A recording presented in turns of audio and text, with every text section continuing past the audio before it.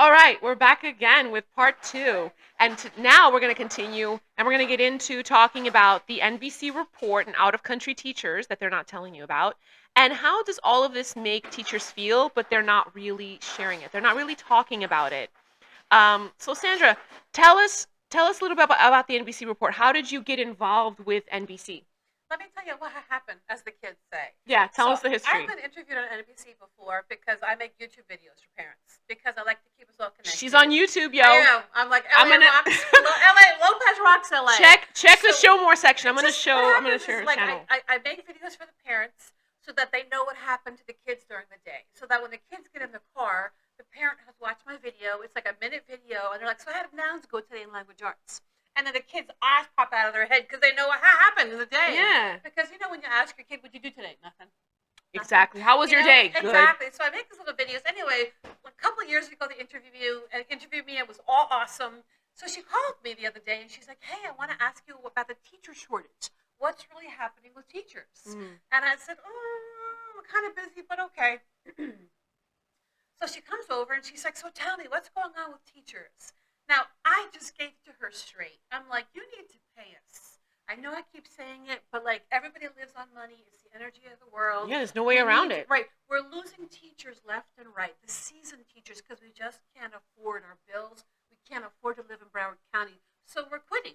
That's why we have like 300 openings. I mean, the housing market alone doesn't make it for you to live here. With the salary that we're paid, if you go to an apartment rental, the apartment manager says you don't make enough. Yeah. To even for me to look at your application. Like, really. So anyway, I told her about the salary level. I told her about, we're 6th in the nation in size, 48th in salary. Mm-hmm. I told her how, the salary bubble is stuck for 18 years. Yeah. New teachers are coming in making almost as much money as us, which never happens in any other profession. No. I gave her all these facts. I showed her the charts. We talk about salary. State salaries are online. You could Google it, or as we say in Spanish, Googlelo. Okay, Googlelo. Googlelo. I didn't even know that. We learned something new today. Googlelo, gente. Okay. So any state worker, sheriff, police, fire, any of those state workers, teachers, you can Googlelo online. Yeah, that's true. And the chart will come up. So I'm not showing anything behind the curtain. I'm not this is not a secret. Right, this is not a secret. So when I showed her the salaries and I told her new teachers make almost as much as we do, and 6th in the nation, 48th, 5,000 openings. I did a very serious interview with her, right? So then she says, "Okay, great. I'm going to look at your videos and post something." I'm like, "Okay, cool." And I trusted her. And then when the video played, it was one sentence of pay the seasoned teachers, and then everything else was like, it was just like watered down. And then she asked the talent management lady that hires teachers. Right. She goes, "Well, where are you getting teachers since you need them?" And something about I might have missed what she said, most of it, but what my son said and what I heard was, "Oh, we're hiring from other professions." And I'm like, "Well, did she not tell them they're hiring from other countries?"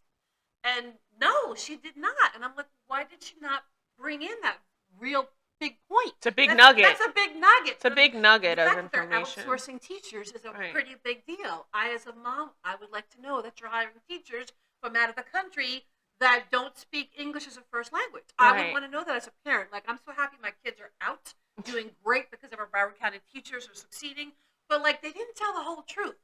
And when she interviewed me, Carla, I said, "Teachers hate 2 sentences, that we have the whole summer off."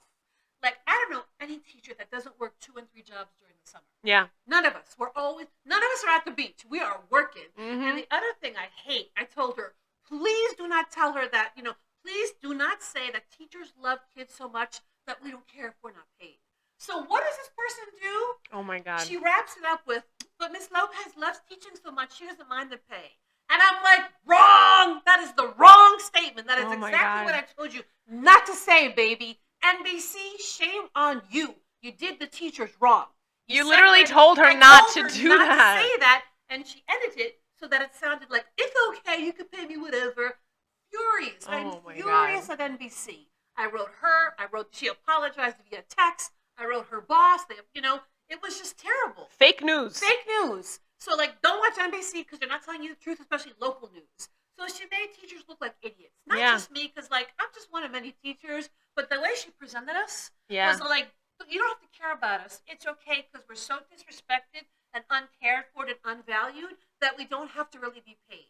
That's what NBC News said. Or in to that make it video. seem like you don't have to change the Right, pay right. scale. Like she just devalued us and disrespected How us. is that news report even going to motivate Right. anyone to go into the teaching Right. profession? She wanted everything pre-coded, like sugar candy. Like, it's okay, I have to pay the teachers. So she did exactly what I told them not to do. So I'm furious. I won't even watch NBC. Like it came on my TV today. I'm like, I don't blame you. I know? have for a long time, Oh. at least 7 years now. I don't watch normal TV anymore because I don't trust. I always say it as a scientist, things are never what they seem, and there's no such But thing. when they interview you and they say They should have integrity. yes, and like maybe that was like bad on me. I didn't make them sign what they were going to say. But like I've interviewed with her before. She said she did amazing work last time.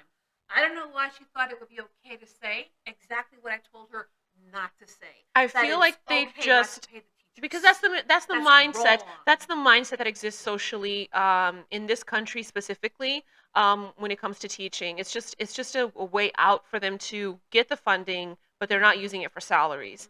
It gets trickled into other things in at the I don't know if it's at the state level, if it's at the school board level, Hey, but the teachers, they are it's not wrong. they're not So, they're not infusing it in the right direction. No, so the you know. NBC News report, NBC Miami, totally did the opposite of what teachers need. She needed to say, pay the teachers, pay the seasoned teachers, take care of the teachers. NBC Miami needed to promote us, take care of us. They're Broward County News. Because I don't think they realize. How could they not do that? How could they disrespect us like that? I don't think they. So I ask you, NBC Miami, how could you do that to me and the teachers? How could you make it seem like our pay doesn't matter? Exactly. So shame on you for disrespecting all of Broward County teachers. I am never watching your channel again. Just saying. I wonder if someone at the journalist level will ever have a report where they say, "I just love doing journalism. I don't ever have to get paid more." Right. Don't worry about paying me. It's okay. Don't pay us more. Don't give me a bonus. I don't need a bonus. And I'm sorry I keep repeating myself, but like it really it's the energy of the world. That's basically what it is. If you pay us better, we do better. We're better teachers. We take care of your kids better. It makes life run better. So I don't know where this money's going that the school board has, but like she said it on the news, I'm going to hold on to the money for us. Well, why? If it's for the teachers, like why are you holding the money? Wait, who said they're going to hold on the money? Wait, I forget. But it was the night the school board said, no, we're not giving the teachers the $100,000 raise. By the way, it wasn't $100,000. They were going to put the compensation amount in that too. So it wasn't $100,000. The way they phrased it made it seem they were going to pay us six figures. No. If you read the sentence, it was part of the compensation. So once again, the wording screws us like they always do. So and then I forgot one of the school board members on camera. I couldn't believe she had the gall to go to a camera. Well, I didn't want to have I wanted Mr. Hakato to save the money for something else. What? For what? He needs to give it to the teachers. I don't know what he's saving it for, or who he's giving it to, or what they're doing with it. But for her to say that on TV, like we're saving the money for something else, like what? Parents, you should ask that. What else is Why more are you important? not paying the teachers to take care of my kids and teach them? Yeah, and let's not forget if it's not teachers, then what else are they trying to save the money for? Right. Where's the school board putting the money? They're also not putting the money in safety. Let's talk about that. There's also safety issues at every single school. Yep. There is not enough people on campus to safeguard any one person if there is something that goes wrong at that school. It doesn't have to be, we're not talking to just shooter. It could be any situation that requires you just to have backup. We don't have enough people. In every school, not just this county, in I think this is nationwide, but I've seen it in this county specifically, there is not enough security personnel. That is a problem. If teachers are in the classroom 24/7, well, teachers are in the classroom. Feels like it. Yeah, it feels 24/7. Teachers are in the classroom the 7.5 hours of the day that they're on the job. They're in the classroom with kids. There's no safety people in the hallway. Right? So you have to have a safety staff, which is, great. There's maybe per school, I would say an average of 2 people as security in the school. That's a problem. Schools are really big. There's almost 2,000 students at per school in Broward County. I would say it's about 2,000 students. Depends on the school, but it tends to be 2,000 to 2,500 kids. That's a lot. And there's only 2 security people at that school.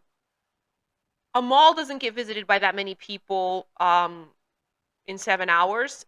They have a staff of like 5 to 6 security people on staff regularly. I'm not aware of how many.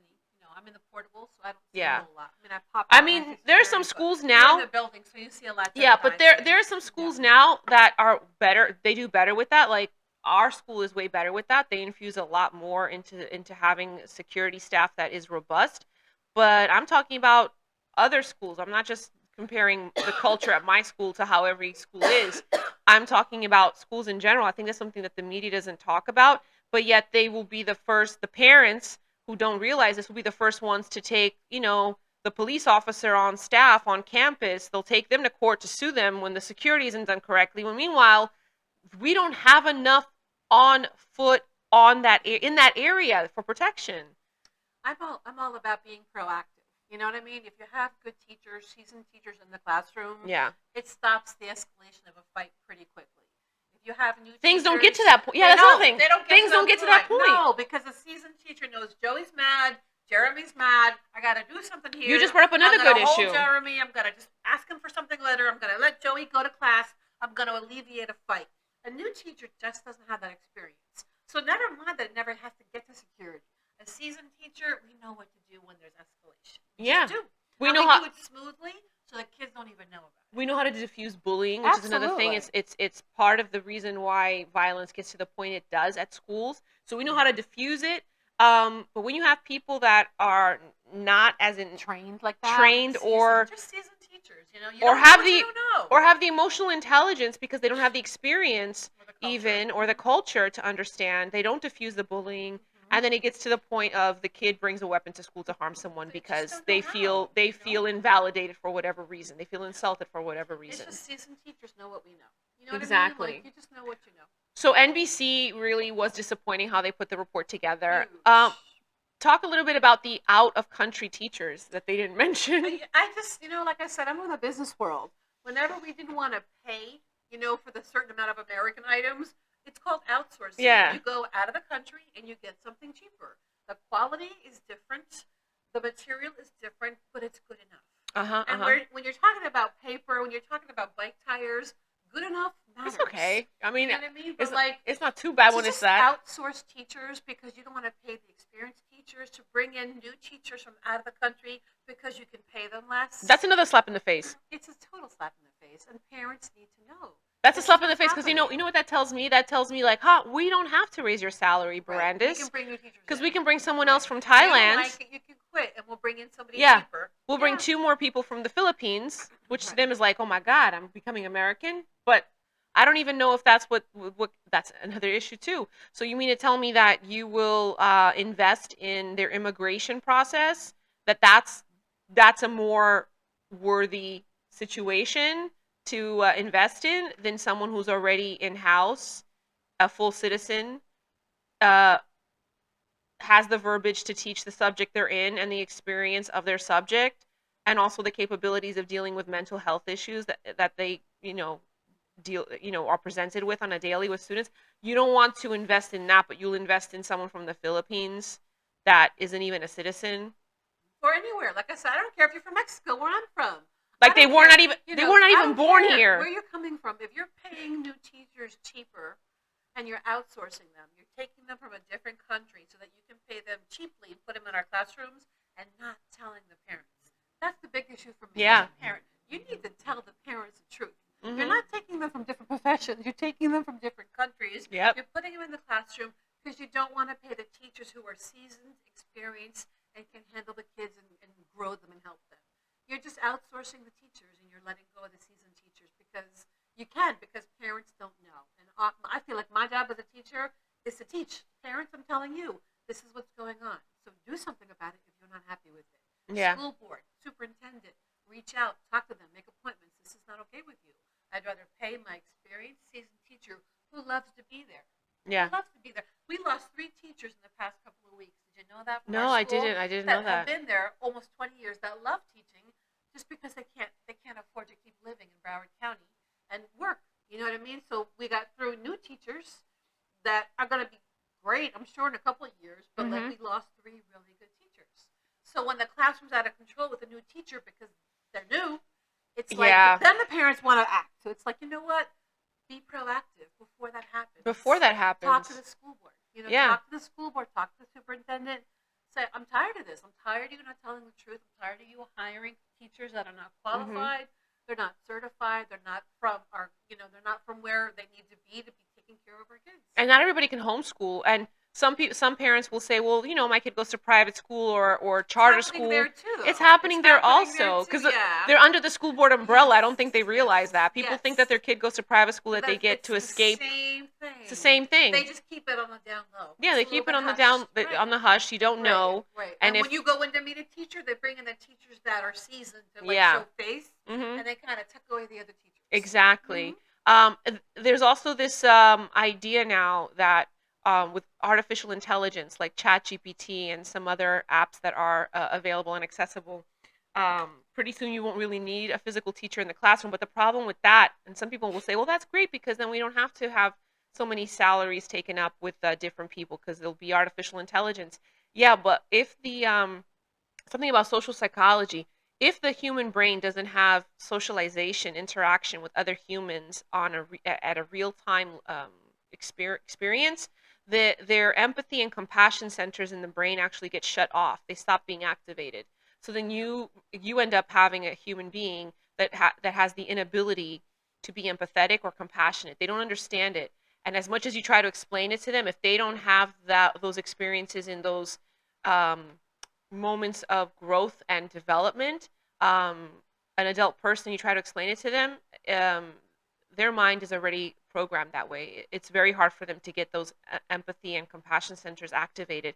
That's part of the reason why today we already are seeing kids that are having difficulty showing empathy and being kind and compassionate, and they online can easily post and say the worst comments to each other because they're not having the social interactions around them to see, what does kindness look like? What does evil look like? What does mean look like? What does helping someone look like? What does being compassionate look like? Like, they're not having that. When the brain doesn't see that and doesn't experience that live, those neurons that are in between the frontal lobe and the limbic system don't get activated. And those are the neurons that are responsible for a person understanding how to be empathetic and compassionate. So that's the issue with technology and thinking that, we could just start to transition into a more artificially intelligent teaching method, and the kids still get the curriculum. They're still going to learn, but guess what they don't get? They don't get the interactions that actually make them an empathetic, compassionate human being. And so much socialization goes on at school. Yeah. It's like they go to learn the curriculum, but they go to learn to be good little people. They learn to be good people, how to be kind, how to be helpful, how to be, how to have lunch with somebody and talk to them, how to ask about your day, how to ask about your dog. You learn basic conversation people skills at school. You learn how to be a person at school. Take turns, resolve conflict without fighting. Offer somebody paper. Sit with somebody who's having a bad day. You just learn the basics. So you can't get rid of teachers. When you get rid of teachers, why don't we get rid of parents too? You know what I mean? Because if pretty soon. Then I think technology is awesome. Everything has its purpose. I really believe that. But it will never take the place of just two kids sitting together and having lunch. That is true. Or talking, or learning from a teacher reading to them. It's not going to happen. Or holding hands under the table. I just think basic teachers. When there's crushes. Just teachers talking to kids and kids talking to teachers and just learning and laughing. Like, that's what it's about. It really is. Yeah. Okay. So this is I was completely unaware of the out of country teachers until I experienced it this year, and I saw someone that was like from another country, but I thought they were like, when people immigrate and they're in America and they just get a job. But when you started explaining to me that they actually go visit, they have job expos. Yeah. Out of the country. To get them. So yeah. Wait, is it like human trafficking? It's, we're teacher trafficking. Be very careful we're teacher trafficking. That's not funny, girl. You gotta watch that. No, I know it's not funny. No, but there's teacher trafficking then. It's like, I just, I'm part of the union, and I got a snapshot that my union is welcoming hundreds of in party mode. And I'm just like, what are you doing? My union rep is welcoming all of these teachers from out of the country. Yeah. I was outraged. not because I don't want new teachers, it's because I want our rep to take care of the teachers and That are fend for the here. teachers that are here. I want her fighting. I want them fighting for seasoned teachers to get more money. I don't want them partying with the new teachers. Like, Yeah. there's something wrong. Maybe that's just me, but I just feel like your energy, your commitment should be with the seasoned teachers and not bringing in new teachers to get more membership funds. That Like, is to me, true. that was a huge turnoff. That is true. Now, here's something that came to mind when I said we're teacher It's trafficking. outsourcing, Carla. Outsourcing. Wait, but the people that are coming. There's This a very is big difference. Girl. Stick with outsourcing. I was being funny. I know. I You're was very being funny. That's why I love being with I you. was being funny. Although You're very no, funny. I don't think trafficking of any kind is good We or don't. okay. I She's don't just condone being that. silly. It's been a long I'm night. just being Absolutely I'm just not. being silly. It just feels that way. It's I have been in outsourcing. I have been in jobs. Speaking of having additional careers and jobs and Yep. whatever, I've been in a profession with a hotel chain, and I worked as part of their security team, being part of the VIP concierge, and I've assisted in identifying and getting two kids out of situations where that was happening. Yep. So I'm really sensitive to that. I'm obviously in a job that is oriented towards children. I believe in preserving children's innocence as long as possible. You know, they don't need to know everything about adult topics. It's not their job. You know, their job is to be a kid, to enjoy their childhood, because they're only a child once in their life. They have plenty of years to be an adult. So I believe in that. So I was just making a pun related to this because honestly, it's what it seems. But here's my next question I want to ask you: That's me. of the it's not going to be about trafficking. Of the people that are coming from out of country, in their country, are they teachers? From what I understand, the majority of them are. Okay, but like thank I God. said, different cultures have different academic curriculums. You Yeah. know, in some cultures they go to school year round. You know what I mean? In some cultures the kids do not talk back to the teachers. In some cultures the kids do not leave the seat. Yeah. In some cultures the kids get beaten by the teachers. Oh, yeah. So you're coming in from other cultures and you have to learn our culture. So not only are you learning teaching, you're learning our culture. Mhm. It's just a lot. I don't envy them. I think it's hard, and I just think it's wrong that they do that instead of just taking care of the teachers they have here. I know I sound like a broken record, but when I have a point, that's Take what I care of stick to. us. Take care of us, and that means pay us. You know But what I I mean? know what you mean. I never went to school in the American system. I went to school in the Portuguese system until I was 17. And in Portugal, like teachers could still there's corporal punishment still in schools Yeah, today. like in certain Yeah. countries, there's different rules. You know what I'm just. I remember a scene. I was we were taking dictation. The teacher was like reading something. It was language arts class. She was reading something, and we had to write what she was saying, right? Yeah. And then she collects her papers and grades it for mistakes in grammar. And I misheard a word that she said. Right. I was like new in the back in Portugal. Like my parents just came from America. So even though Portuguese is my first language and I'm fluent in it verbally, I didn't know if I was writing all the words correctly, and I didn't want to get points off. So I asked the kid, "Is there an N in this word?" as we're writing. And I asked the kid next to me, just like whispering, like not like having a conversation with him. When the teacher got to my table and stopped the sentence that she was dictating, she looked down at me and I looked up at her. She smacked me in the face. Not to say that hitting in the face is correct, but she hit me in the face. Like the hardest slap. My parents never even slapped me that way. Yeah. I never talked again in class. It didn't traumatize me. It didn't make me feel like, oh my God. No. What it did is, and I was like 8 years old. It made me realize I need to respect this classroom. I need, not just the teacher, but the class. And then I realized that the kids they had that mode of operandum also because knew. of that. They didn't knew want the to get rules. smacked. They knew the rules. Now, does the teacher know the parents? Yes, because in Portugal, the community is different. It's community oriented, Right. so they knew the parents. You don't want the teacher to go and tell your parent that they had to smack you because you could get smacked again by your parent. Right. Yeah. You know, you don't. That's so how we did it up in Jersey. yeah, I mean, you might have parents that are understanding and Yeah. they may maybe rationalize with you, why did this happen? Why did that? But then other parents over there are not as emotionally intelligent. They would just, beat you again. It's just different. It's a different level of culture. Nowadays Different level here of it's different. education. Like It's teachers different. don't really have there's no corporal punishment. I'm not saying that I'm vouching We for that, don't. but I'm No. definitely saying that I feel like if that was still on the mark as something that we could do or something that was just there, I feel like kids would behave better. Now kids feel like they can get away with anything. They couldn't even call DCF on their parents. Let's not even get to that. That's like a whole different topic. That's a different topic. That's a whole Okay. different topic. So they're getting teachers out of the country. All right. So let's. But I would like to see, if we're gonna jump there. Yeah, go I ahead. would like to see the parents, be a little stronger with their kids when the kid did something wrong. Discipline wise. Like I've called a parent from a child who was just really nasty to another child in class, and I've called the parent, and the parent said to me, "That's your problem." Like the parent said to me, "I'm busy. I'm working. He's in your classroom. You handle it." Yeah. And I'm like, "Dude, I have him for 55 minutes for 180 days. Yeah. He's your child." And I mean, and the mom was like, "I can't be bothered. Don't call me again." Like, wow. That's what she said to me. And the kid was just nasty. He was nasty to every child. And I'm thinking that's because his mom can't be bothered with him. And that's a family thing. But like I have found that parents that want to be friends with their kids, like they're afraid that the kid's angry with them. They don't have the kind of consequences given to the kids that they need. Yeah. Like I remember when my son said something mean to me. I don't love you anymore because I punished them. Yeah. I'm like, you don't need to like me anymore. I'm your mom. You're stuck with me, and I'm going to raise you to be a good man. Exactly. Like you don't have to like me.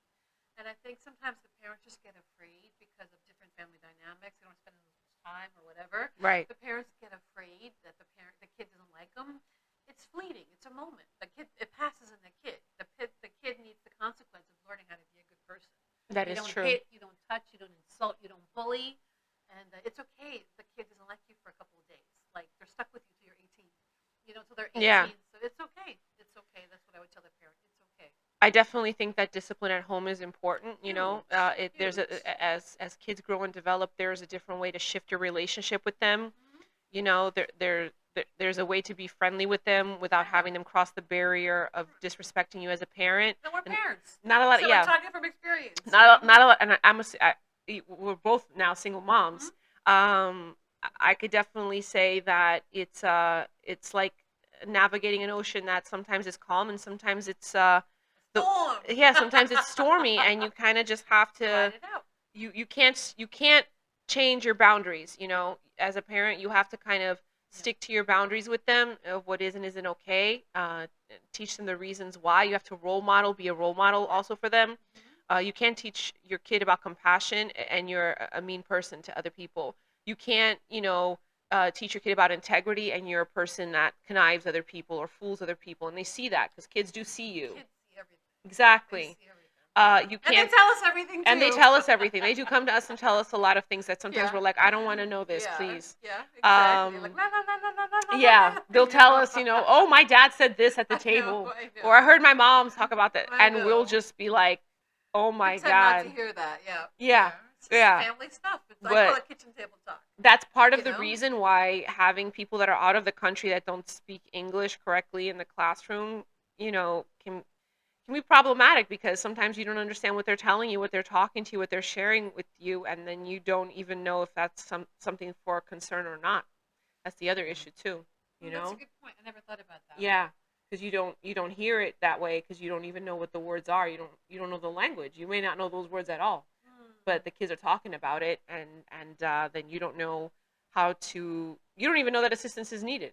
That's a good point. You know. You're so smart. I love being with Oh, well, thank you. There are times where I hear kids say stuff that, I'll then, without them knowing, I'll call a counselor, I'll call someone from administration to kind of catch them on the side. Not like they're in trouble, but something sometimes they just need like some help. they need help. Yeah, Yeah. they need someone to touch base, Right. and it's beyond my position. It's beyond my footing. Like, past the classroom, it's really hard for me to have interpersonal relationships with students. As long as they're my students. Once they're not my students, I think it's more comfortable. But if they're in the school with me, it's kind of like you have to keep that boundary. Yeah. You have to keep that boundary. We facilitate. A lot of times we facilitate in getting them the help they need. Yeah. Like if a child is hungry, if a child needs Oh, clothes, yeah. if a child needs something, we will, behind the scenes make sure they get it. We Yeah. will talk to a counselor. We will talk to administration. Like we will bring stuff for them and give it to a counselor, and the counselor will give it to the child, Yeah. thinking that it came from administration. It comes from the teachers. Yeah. You know what I mean? It just comes from us because we see they hurt or they need food.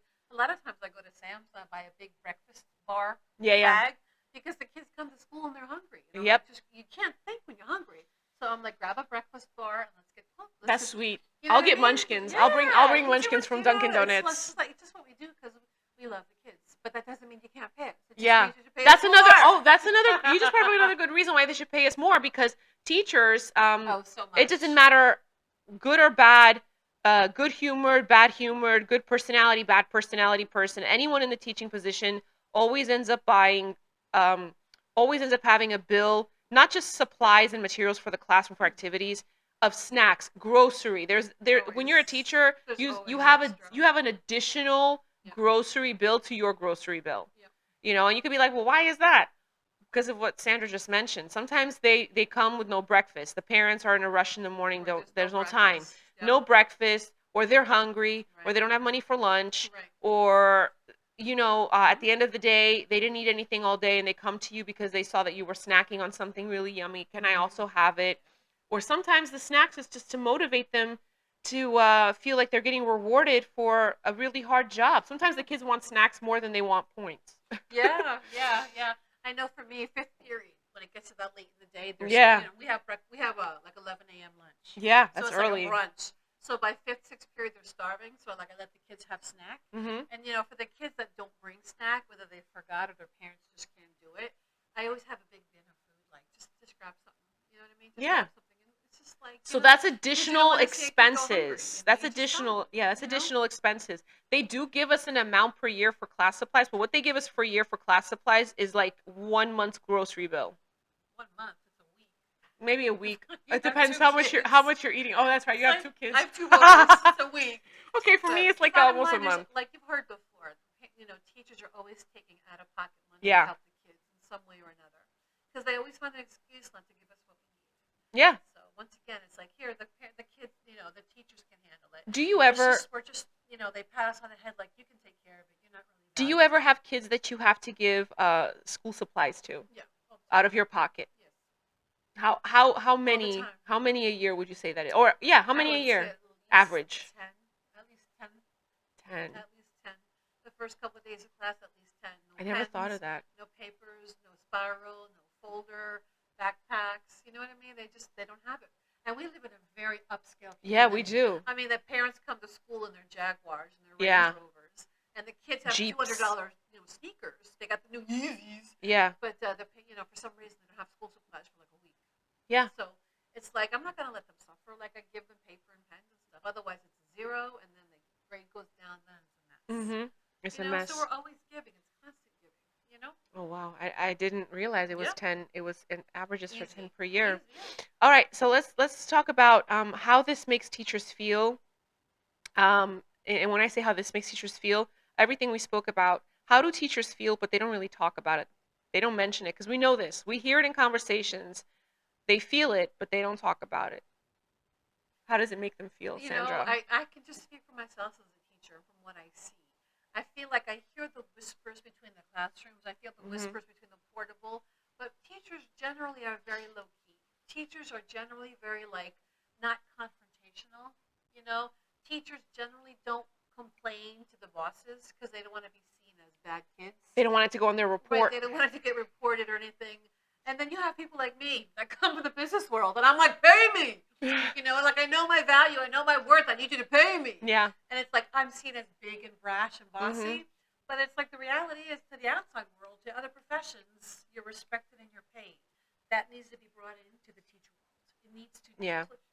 The educational system needs to change so that it looks like the business world. 6 figures in the business world, 6 figures for the teacher. Yeah. It's not here that long. It's not that hard a concept. Pay us to keep us here like we have in any other profession. I agree. What do you think? What I think is that teachers, whether you're in a meeting or in a training or speaking up, whatever it is, we need to stick together. I've been in scenarios where I've been in meetings where I voice up the concerns that I've heard other people talk about, and the actual people who were talking about it will be the ones. They will tell me. Yep. They will actually embarrass me in the meeting, as if I'm the one bringing it up and wasting everyone's time when they were the ones that mentioned it last week. So teachers like you and me Yeah. who are like okay voicing our Yeah. concerns, it's like the other teachers are almost embarrassed to own They'll their make fun. concerns. She Yeah. actually made fun of me. It's like, well, hear them complain. Like, they'll talk to each other. They'll talk about it at lunch. But when you bring it to the people that can perhaps fix it, they almost get embarrassed. It's a big shame factor, I find. I'm a Brene Brown fan. Yeah. The whole shame thing. Yeah. Like, I don't believe in shame. I don't shame either. dies when you put it on the table and you talk about it. I don't. Like Dr. Licata, the shame of our salary range should be looked at on the table, and it should be like, this is antiquated. Our teachers need double this. So there's no shame there. It should be joy in paying people who love their profession who are working with your kids. So that's Yeah, it. it's also a job. There's one factor about this job that can be very detrimental to a person's health, and that is that we don't really have how to escape for an emergency if when we have to use the restroom. I know that that seems like such a trivial thing to talk about, but I've worked in many other arenas. In many arenas. Every other arena I've worked in, uh, going to the bathroom is something that's not an issue. As a matter of fact, if I need to go for 20 minutes, I could go if I have an emergency, or if it's 5 minutes, but it could be at any time of the day. In this job, there's maybe like one pocket of time in an 8-hour workday that you can go to the bathroom, and that's it. One time for 8 hours. Um, that is detrimental to your kidneys. Like, I don't, I think that issue should be also thought about when you're talking about pay. I don't know. Nurses can go to the bathroom multiple times. Any profession can. Doctors. Any profession. Firefighters. Cashiers. Cashiers. Go to the bathroom.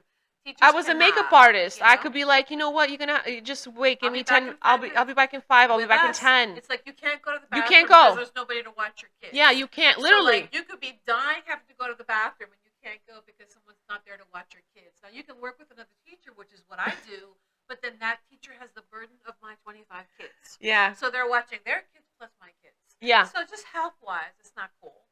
And it's just like we should be allowed to use the bathroom. And it's demoralizing. My first year teaching, my principal said to me, "What did you find the hardest about this year?"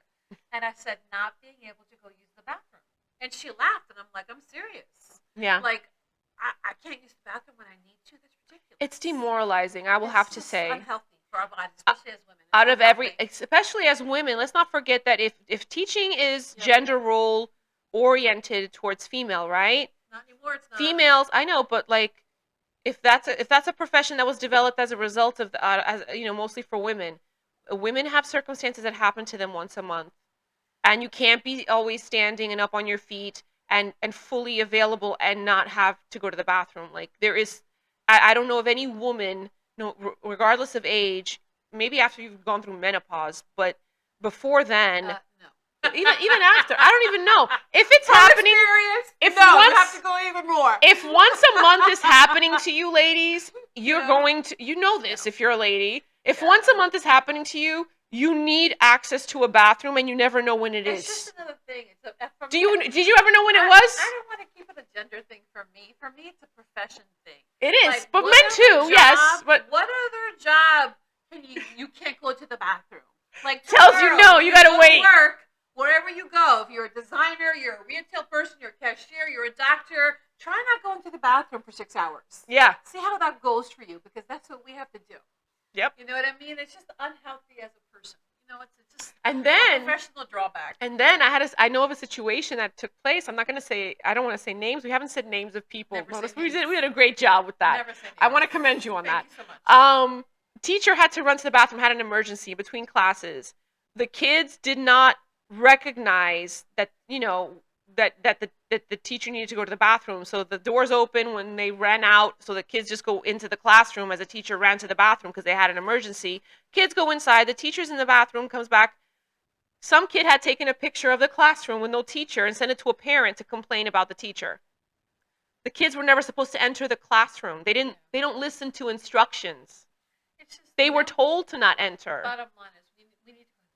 Exactly. That's the topic. That's what it is. That's the topic. That's one of the things we have to endure as a teacher. The reason why to go to the bathroom if you can't find somebody. I wanted to bring it up is because going to the bathroom has been linked when it comes to jobs and how work, your mindset when you're at work. Having access to a bathroom regularly throughout the day improves your performance as a worker. And this has been noted. There's been psychology studies done on this, and the Institute for there's an actual department in every nation. I mean, in every nation, in every state, that's a job department.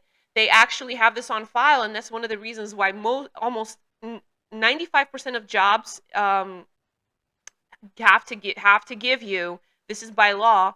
They have to give you 20 minutes at least twice a day in your work day for bathroom. Right, just for bathroom. Right. 20 minutes twice a day for bathroom. And there's the breaks. And there's the break and lunch. 15-minute breaks and lunch. Yes. Yeah, we don't have any of that. Our we lunch don't is have like any of that. 35 minutes, and by the time you walk the kids to lunch, you check the mail, you use the bathroom, you've got like 20 minutes to eat lunch. So you really and don't have a lunch. lunch. Call the parents during your lunchtime in case you have an issue, or grade some papers, or go to a meeting sometimes. It's kind of like I have 20 minutes to like. It's not enough. So there's a lot of negatives. Productivity increases, and this is why we're here. Yeah, productivity increases, and job performance is better, and the health of the employees is also more long term, meaning they have less health issues that are related to reproductive and bathroom oriented organ systems. So that is something to be considered. A lot of teachers will talk about it on the down low, but when it comes to having to show face and speak up about it, they're embarrassed, or they'll humiliate someone who does to make it seem like it's so trivial. It's not that big of a deal. Wear a diaper. Actually, someone tell me, wear a diaper. I just have found that teachers wear a diaper. They just tend to be very loving and very soft. Very sensitive and very kind. Yeah. And then you come across people like me and Carla who speak up. It just tends to shock people. Yeah. But really, that's what people like. We're saying what people are thinking for the most I'm a firm part. believer of know your rights, and I think when you work in other fields, you know this. Right. You come in. Right. For the people who have a problem speaking up is because they never worked in any other field. Right. They've always been in this little pie. I call it the pie of teaching. You've never had a slice outside. Yeah. You know what I mean? So that's a good analogy. You don't know what the other rules and rights your analogies. are. You know what I mean? They just don't. They don't know that they're supposed to get two 15-minute breaks and a bathroom break and a good 35-minute lunch. And, the administration is taught to make it seem like, they're doing them a favor to keep the teachers. And it's just according to the Florida Job Department, you're supposed to have two 20-minute breaks for bathroom. It's just a very different mindset. Yeah. So I think the educational system for me needs to become more of a business model. I volunteered in a project at one point that had me learn some stuff about the prison system.